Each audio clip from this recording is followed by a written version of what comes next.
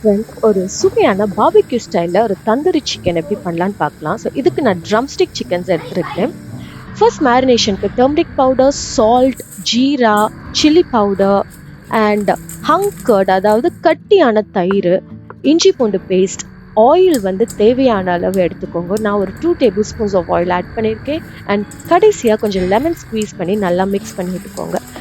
ட்ரம்ஸ்டிக்கில் சிக்கனை நான் நல்லா வாஷ் பண்ணி வச்சுருக்கேன். இதை நான் ஸ்லிட்டன்ஸ் பண்ணி நான் வந்து இந்த மேரினேஷனுக்குள்ளே நான் போட போகிறேன். இதனால உங்களுக்கு ஒரு சிக்கனுக்குள்ளெல்லாம் நல்லா வந்து மசாலா இறங்கி இருக்கிறோம். நல்லா மேரினேட் ஆகட்டும் ஒரு 1 to 2 hours, இல்லைச்சுன்னா ஓவர் நைட் கூட மேரினேட் ஆன பிறகு நான் ஒரு அவன் ட்ரேயில் நல்லா இந்த சிக்கன் ஸ்லைசஸை வச்சுட்டு அவனை வந்து நான் ப்ரீ ஹீட் பண்ணி வச்சுருக்கிறேன். ஸோ இது கீழே நான் கொஞ்சம் வாட்டர் வச்சுருக்கிறேன். இதனால அந்த ஜூசினஸ் வந்து மெயின்டைன் ஆகும். நல்லா ப்ரீ ஹீட்டட் அவனில் ஒரு 1/2 hour வச்சு எடுத்திங்கன்னா உங்களுடைய சுவையான தந்தூரி ஸ்டைல் சிக்கன் ரெடி ஆயிடுச்சு.